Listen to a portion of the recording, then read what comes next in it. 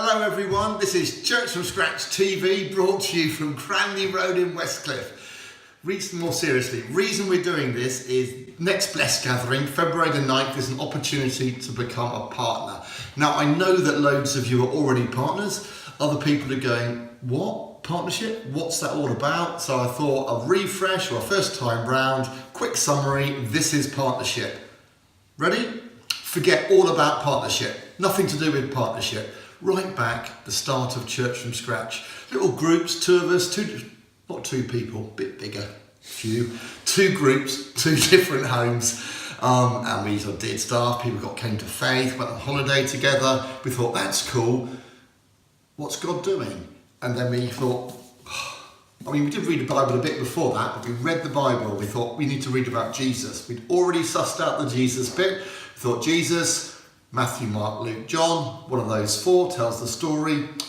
Luke, so we read Luke. Why? Because A, it's a long one, so there's lots of it, good stuff in it, and B, loads of stories of Jesus meets people. And we read through Luke's gospel, but not like the boring church way where you go, here's a nice bit for a talk. We just read all of it, and we read all the bits in between, which no one ever talks about. And as we read through it, we started to say, what's God about? What's Church from Scratch about? Posh word, founding charism, as in what's God's founding, establishing gift. Charism, Greek word gift, learnt it here first for Church from Scratch. What's his gift to Church from Scratch? And we started writing stuff on paper in the groups. Actually, I lied, it wasn't two groups, it was three groups. Never mind, lots of lies, fake news. 3 groups at the start at this stage of Church from Scratch. And we swapped the bits of paper between the groups, no editing. This wasn't top-down leadership, this was bottom-up, bubbling up, what we're all about as a church. And these bits of paper went backwards and forwards. 6 months later, honestly, 6 months, and slowly we distilled it all down. Not what should Church from Scratch do, deeper. What are we underneath? What's our character? What's really important to us? And what's God telling us about it? And we came up with the 4 values. Jesus at the centre. So we need to move around and be centred around whatever Jesus is up to at the moment. And this is people, so building community. But also, hold it a sec, this is the beginning of our radically inclusive nature as a church. We value all people. And this isn't about some churchy Sunday or Monday, Thursday night, whatever group thing. This is about all of our lives, so valuing life to the full. Jesus at the centre, all people, building community, living life to the full. And those and lots of little snippets became the values of Church from Scratch. Handout you may well get as you meet in your group. We thought, that's cool. So this is what we're about as a church. This is not just a little thing for the moment, but this is our enduring, ongoing basis on which church can come and we can grow and change in the way we actually do stuff. So we got our values of the church. And then we thought, that's great, but that's paper. What use is paper? Hold it a sec. And there's a bunch of us, we're quite excited, not about paper, but about what we discovered. We wanted to live this out together. So we looked at each other and we said, let's live this out for the year ahead. We thought, we can have a word for that. We could partner together to do it. And so the idea of partnership, partnering together to live out these values was born.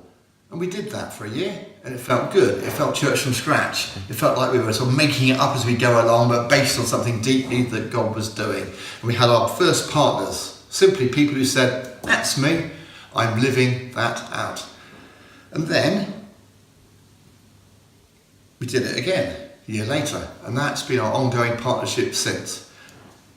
A few years after that, and this isn't the bottom line of what this is all about, we did the whole, we became a Baptist church, we became a charity thing. And when you do all that, some people have to have ultimate power. And the ultimate power, we thought, well, that needs to be the people who want to journey together, the people who are opting in as partners, who are committing to Jesus, committing to live this stuff out each other, but not a selfish club, committing to the world around them as well. So the partners became those people who became like the ultimate power in the charity. Put your hand up, let's have a vote. I know we adopt the budget, did it at the last Bless meeting. This whole LGBT way forward, is this what God's saying to us? Partners, vote. We include everyone else, invite them to express an opinion as well.